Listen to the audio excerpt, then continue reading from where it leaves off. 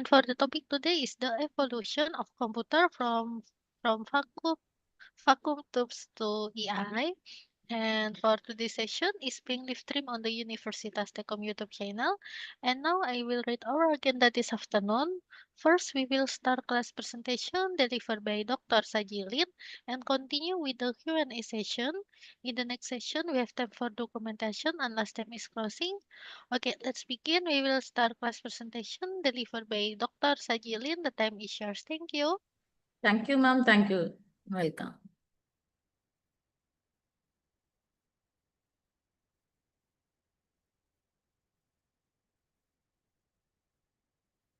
Whether my screen is visible?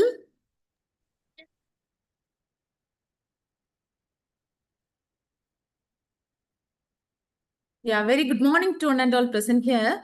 So today is the day 7th of this international webinar. Today's topic, we are going to see about the evolution of computers from vacuum tubes to AI.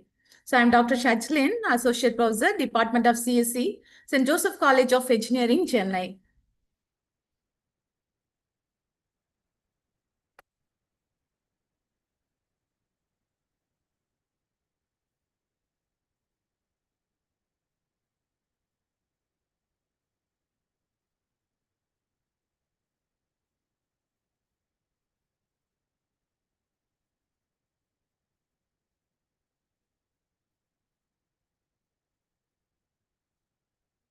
Whether my screen is moving, ma'am?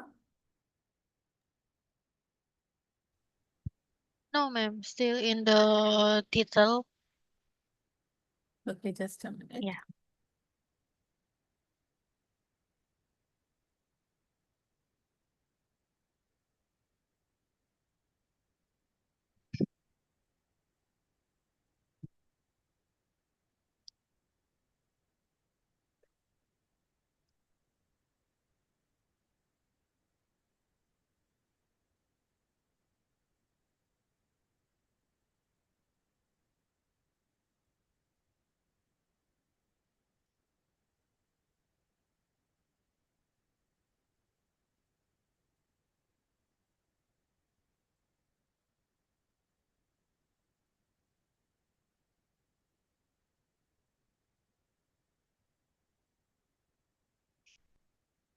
Okay, now the generations of computers, initially we used calculators, spreadsheets for calculation purpose. So the mechanical calculators, they have been used as a modern computers before inventing the computers. So initially what are all the calculators used for this calculation means abacus, Pascal's computers in the year 1652, stepped reckoner, arithmometer, comptometer, comptograph, difference engine, analytical engine, millennial. So these are also mechanical calculators. They have been used before the modern computers were invented. So what the mathematicians and inventors were thought means they have searched for the solution in order to make easy for the calculation. So for that, they have invented the computers. So there are still we are in the 5th generation. So the generation start from the first generation from vacuum tubes, and it has been advanced to transistors. Then it has been advanced to integrated circuits, then to microprocessor, and now we are in the AI world, that is robotics. Now the first generation computers, so they have used the vacuum tubes. So this is a sample of the vacuum tube. So here, if we want to do more programs, they have been implemented more vacuum tubes. So the size may be huge. The computer size is huge in size. It weight is too high, and also it is too bulky. It consumes large amount of power. So this vacuum tube is nothing but it's a fragile glass device which have the functionality of controlling the flow of electrons in a vacuum tube. So generally these vacuum tubes were used in switches, amplifiers, radio, televisions, etc. So while we are coming to the first generation, they have used the same vacuum tube for calculation purpose, for military purpose, and also for controlling something, we have used this vacuum tubes.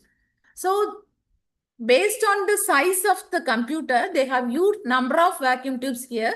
So the sizes may be huge and it need a full room for consumed, and also it will consume large power. So the energy it producing, it will have the significant heat, but the processing will be little slow and it is expensive because we are using, if we want to store more calculations, it will be getting more spaces and it will be we have to include more vacuum tubes there. So it will be mainly used for the machine language, that is a low level programming language. So low level programming language, in the sense, it is a binary language which is used for computing. So if you want to store the data in an external storage, we can use, they have used the punch cards for information storage in the external devices. So in the first generation, they have used some computers such as ENIAC, EDVAC, UNIVAC. ENIAC is nothing but it is an electronic numerical integrator and computer which was built by Presber Eckert and John Mauchly. And here this computer is also a bulky and large, and this computer includes 18,000 vacuum tubes. So the size may be huge, it consumes more power, it requires a huge space to accommodate this computer. And the next EDVAC was implemented, that is electronic discrete variable automatic computer, which was designed by von Neumann. We can tell it as a von Neumann architecture, and it could be able to store data as instruction. And when compared to ENIAC, the speed was somewhat enhanced here in this EDVAC. And next they have invented UNIVAC, that is Universal Automatic Computer, which was developed by Eckert and Mauchly. And when compared to EDVAC, it is somewhat faster in speed and they can store more data in that UNIVAC computer.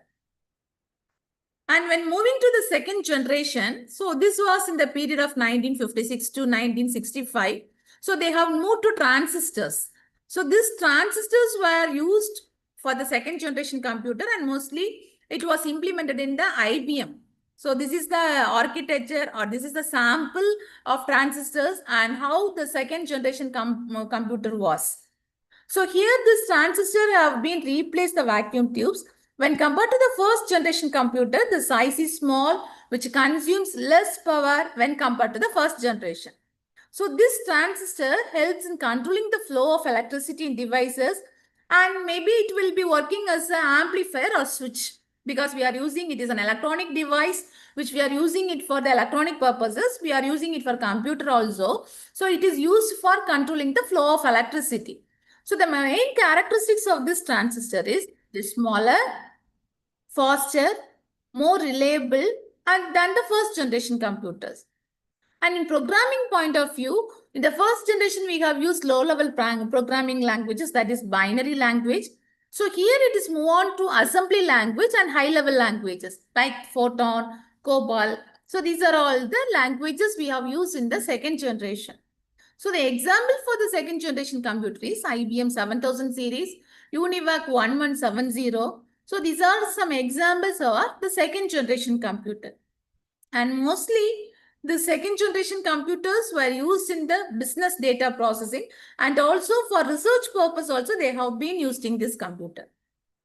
And this, when compared to the first generation, the second generation computer is more accessible, it is affordable, but when compared to size, it is still bulky and it is expensive because it requires huge spaces. So there is only transformation, instead of vacuum tube, they have replaced with the transistors.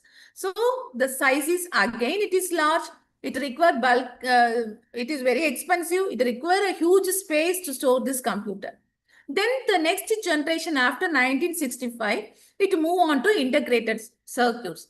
So integrated circuit is nothing but it is an IC chip. We will be telling IC chip. It is in the period of 1964 to 1971 we are using. So this integrated circuit is nothing but it is a silicon chip.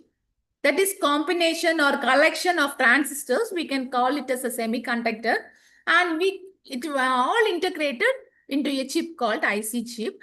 When compared to the second generation, the size may be somewhat small. These are a chip which contains circuit elements like transistors, resistors. So these are all the electronic components which will be implemented in the integrated circuits. So here it will be combining multiple transistors in a single chip. We are calling this as a semiconductor device or semiconductor chip. It is smaller in size, it is faster, and more reliable and affordable when compared to the first two generation, that is first generation and second generation, where we have used vacuum tubes and transistors. So it enabled the development of OS and multitasking. This is the first time the third generation only they are implementing the operating systems in the system computer. And it can perform multitasking. At the same time, it can do calculations, it can perform some additions, and it can do some research or multitasking. It can be used. The programming language used the third generation is basic programming language. It is nothing but beginners all-purpose instructions code. And operating system also implemented in this third generation computer. So some of the example computers we can tell it as IBM system 360, PDP-8. So when compared to size of first and second generation, it is somewhat smaller, but again it is a huge in size. So initially in the period of 1970s, okay, it can be expanded to for business application, multitasking it can perform, it can able to perform real-time processing. So this is a variation when compared to first two generation, somewhat advanced in the third generation where we used. And the next generation after IC chip, we are moving to the fourth generation from 1971 to at present, we are using the fourth generation. Now we are moving to the fifth. So at present means we are using microprocessor.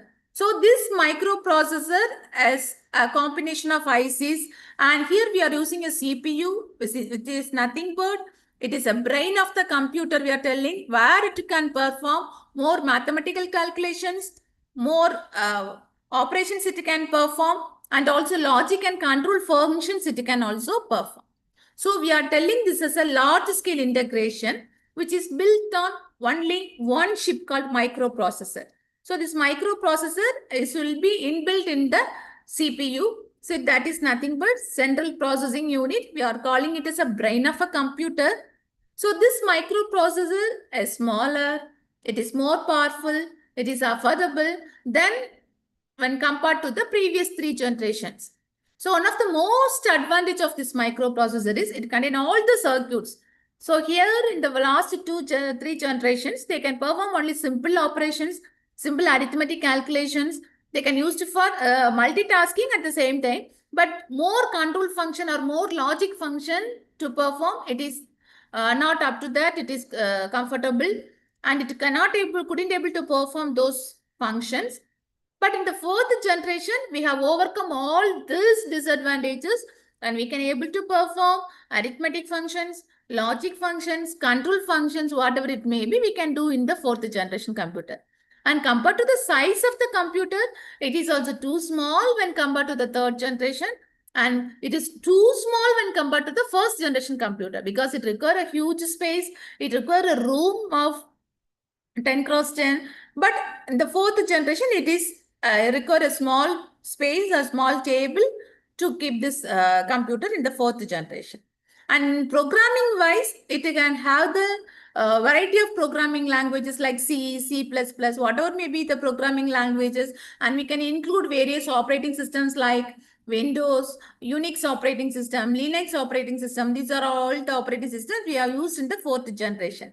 And mostly this computer fourth generation can be used for personal computing and for internet they are using, and for entertainment we can use, and for multimedia also we can use this fourth generation. So this fourth generation computer which we are using recently also, now we are moving to the fifth generation. Before fifth we have used this fourth generation. But there are several small disadvantages in fourth generation computer because we couldn't able to do some AI integrated. But then internet facilities also available. We can play games there. We can use the programming languages. We can install the operating systems. Everything is possible in the fourth generation. But few more options means like the new Gen AI related, robotics related, the chat GPT. So what are all the advancement coming in the generations of computer we couldn't able to see in this fourth generation. So when moving to the fifth generation, so this fourth generation computer provided smaller size computers with larger capacities. So here this LSI, that is large scale integrated circuit is replaced by very large scale integrated circuit. That only we are using very large scale means we are using the microprocessor or integrated silicon chips. So we are several hundreds of transistors are combined together in a single chip. We are calling it as microprocessor, and that silicon chip is called a microprocessor, which will be inbuilt in the CPU. So here we are using the technologies like multiprocessing, multi-programming, operating systems, virtual memory we can use, and it is very user-friendly when compared to the previous computers. So these fourth generation computers are used in our day-to-day life, and also both computers, fourth and fifth generation, we are using now in this day-to-day life. And move on to the fifth generation computer, the present, and we are expecting for the future also. At present, we can say laptop, we are in the fourth generation also, we have used laptops with small minimum functionalities. And in this fifth generation, we are using the AI related basics and robotics. So these are all the advancement in the fifth generation. So when we are integrating with AI, everything you are well aware that now it is an AI field. Now it is a computer field where we are using artificial intelligence. So without artificial intelligence, we couldn't able to move anywhere. So the face recognition, biometric, and if you are moving anywhere in the vehicles, so their sensors are attached to this AI. Through GPS, we are tracking. So everything is inbuilt in this fifth generation computer. So this computer mainly focus on AI technologies. So AI is nothing but whatever the human we are going to implement, we are going to think. So it will be acting like a human. So whatever instruction or whatever command we are giving with the computer, so they will be performing that. It will be same, similar way they are acting as such as a human. If you are implementing a robot for hotels, they will be serving, they will be cleaning the tables, they will be they will be talking to the humans. So these are all the programs which will be inbuilt in the robotics. So now everywhere in the AI world, we are using the robotic for welcoming the students. The colleges they are using to inform the details of the colleges, details of the universities, what are all the admission procedures, what are all the courses available. So these are all the things we have been inbuilt in this AI technology, and you are using in this fifth generation computer. So it deals with creating intelligent machines and behavior. Everywhere, each and everywhere we are using this fifth gen computer, that is AI integrated. In washing machines we are using, and in fridge it is an automatic. We are by using IoT also, we are connecting with AI devices for controlling our home appliances. So these are all the things we are using in the AI world now. So in the fifth generation, we are programs like voice recognition. I may be talking now the same way an AI can talk by using my voice. So voice recognition, it will be mostly used in the medical field. Now this AI is very clever. We are using this AI for surgeries in the medical field, for identification of the diseases, for taking care of the patient. So these are all the things we are implementing in AI, that is in the fifth gen computer. And this is used in entertainment too. Now we can, I don't know whether you are aware of it, Free Fire games, PUBG. So these are all the games which some games are banned here. So these are all the games which are already built with AI, and instead of a person, they are playing. AI is playing like a human. They are entertaining the kids for playing games. And it also shows the remarkable performance in gaming when compared to human. It will be acting like a human competitor. So if I am talking, AI will also talk. They can respond to me. They can answer me. They can ask questions. So they will be acting like a human, and they may be the competitor in nowadays world. So some of the characteristics include the increasing the power, development of intelligent system. That means we can tell AI powered system, advanced computing, cloud computing, robotics. So these are all the latest versions of AI. and we are implementing in the fifth generation computer. So these are all the things what we are implementing in the fifth generation computer. Now we are all familiar that we are using some advanced tools for AI in order to perform some tasks. So instead of using Google, now we are using, the students are capable of using ChatGPT. For preparing a PPT, they are using some AI tools for preparing the PPT. It is very simple. And when we are implementing this AI in this nowadays digital world, everything is possible. Data analytics, cloud computing, and robotics. Whenever we are giving instruction, everything will be performed. There is no work for the humans to perform some operations. They will be, everything will be automatic. AI is capturing all the voices, all the face recognition they are capturing. Everything is happening in this AI world. Without human, they can perform. So we are using the advanced AI tasks in, and also for data storage in cloud also we can use AI for using, and also for getting some information without it. Now the advanced is Gen AI, generative AI, which will be very familiar for everyone. They will be acting like a human. So for a paper publication, we can include the AI and getting the paper. We can give our idea or we can give our objective. They will be providing all the things. So now this fifth generation is developing like this with AI, and now we are moving towards the AI generated world. We are focusing towards the AI generated world. In future, there will be only minimum less number of humans will be available for industries, because everything is dealing with AI and it is the advanced generation wherever we can perform all the things. So these are all about the basics of the generations of computer. Now we are in the digital world and we are performing this. And here the each generation of computer having a significant advancement from first generation to fifth. What is the first generation? We have used vacuum tubes. So they don't know how to do calculation. They don't know how to perform some arithmetic logics. So nothing will be there. But the computer, by using vacuum tubes, they have the idea that they can build something, they can store something. That is the first one. Now they have founded the transistors. So in the transistors, when compared to the size, it is limited and they can do some operation. They have done some operation when compared to the first generation. So, and the space will be also less. When move on to the third, it is some more advantage. That is, they have used the IC chips. So silicon chip. So their storage may be more. For each and every calculation, they have uses different ICs.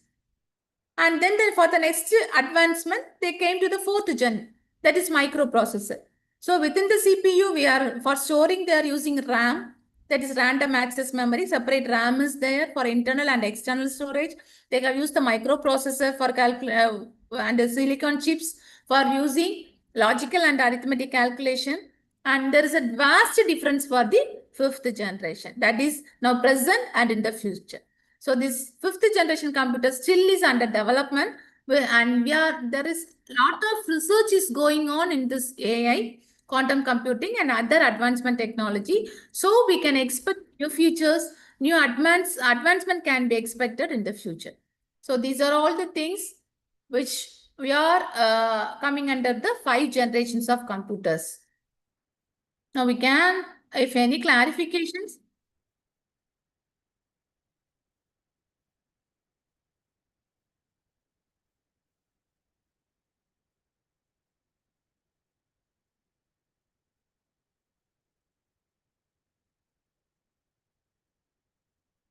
If you're having any clarification, you can ask. Oh, yeah, for the presentation is enough or no, ma'am? Yes, yes, ma'am. Yes, yes. Oh, oke. Ya, ya. Untuk para peserta, jika ada pertanyaan bisa diketik di kolom chat atau di raise hand. Yeah, for your participant, if you have any question for the speaker, please add them to the chat or you can raise your hand. Yeah, Yeah, you just a can put moment, in ma'am. this.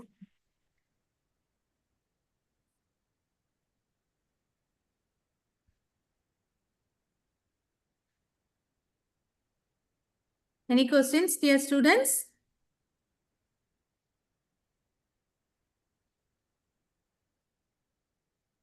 We have some question, ma'am. Yeah.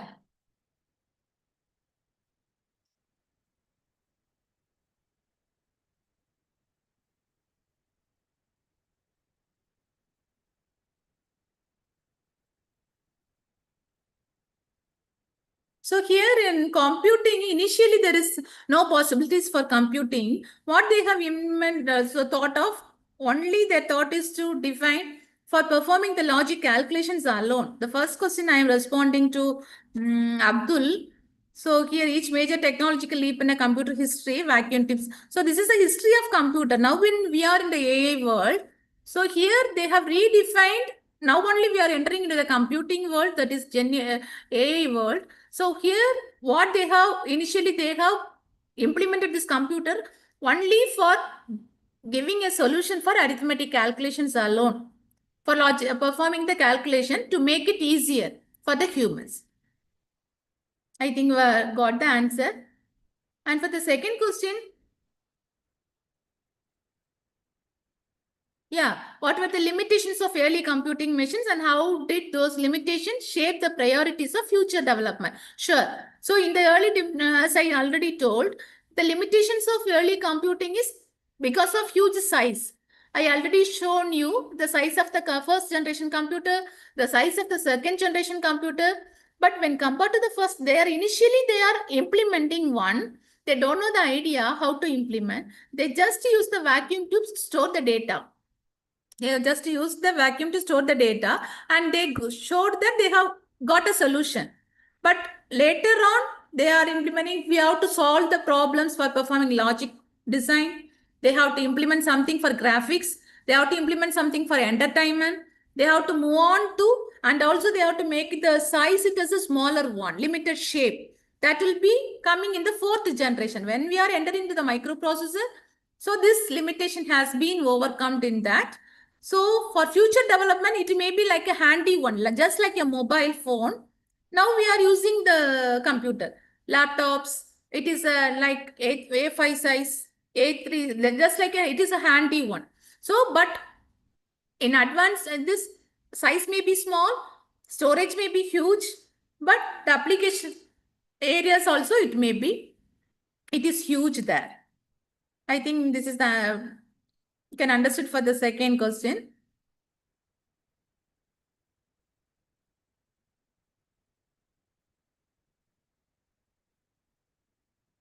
How did the miniaturization of hardware impact not just performance but accessible? Yeah, so this is also the answer related to that second question. So here the hardware impact, so that only for the for the first and second generation, they are not concentrated on the hardware. They just uh, thinking about the solution for the first, that is they want to get a solution for the calculations alone, mathematical calculation. So this hardware plays a very impact on the first two generation. But now in this computing world, they have minimized the size. The hardware performance is large, huge. But for they're finding solution for all the hardwares, for all the performance, they are improving the performance. Now everything is inbuilt in this hardware alone. So wherever you go, just we are taking the mobile phone, everything we can do it in this single hardware itself. So it has been overcome that disadvantage of the first two computing. Yeah, sure. The next question, very good. How can learning the history of computing help us better navigate the current and future developments AI and quantum? Very good.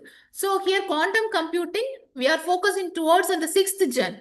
When we are go and search the Google search, so here in the current developments, we are focusing on AI towards the robotics and how we are implementing this artificial intelligence into the system. And we are moving towards the future generation of sixth generation. The sixth generation, we are focusing on the quantum computing, where you are asked the questions here. Now, moving on to the sixth generation, the quantum computing is going to explore. Now, we have in the fifth generation alone. Here also, there are so many advantages. So, there are so many advancements there in fifth generation. Now, it is also blooming. So it is growing now. The fifth generation also not at stop. So many advancements there. Now we are going to the look at the industry. There is no need of, they are giving layoff for the humans. Why means they are integrated AI for programming. Just we give the content alone. A program, the AI will give the content and the program. So this like we are developing, and from where we are sitting, we are controlling. In the home itself, we can control everything. And we can, in the hotels, they are controlling everything with a single AI. So in future, it will be going advancement to quantum computing, that we are moving towards the 6th gen computer. Now we are in the 5th gen at present and future. After the implementation, we are moving to the quantum computing in the 6th generation.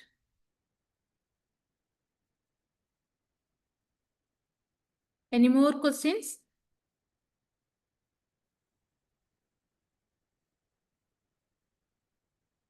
Any more questions?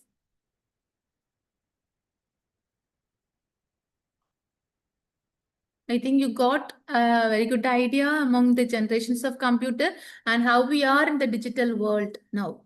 In the AI world, we can, instead of digital world, we can tell this is a AI world. Any clarifications here?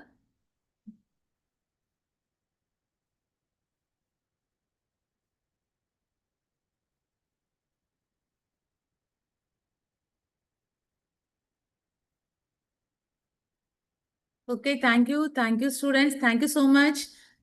You are very interactive session. Thank you. Thank you so much. Okay, thank you. I guess no one else asking again. Yeah, before I close this event, for all participants, please open your camera. I will take a picture on the count of three for documentation. Yeah. Okay, thank you. Thank you. Yeah, thank you so much, ma'am. Thank you, ma'am. Thank you so much. Bye.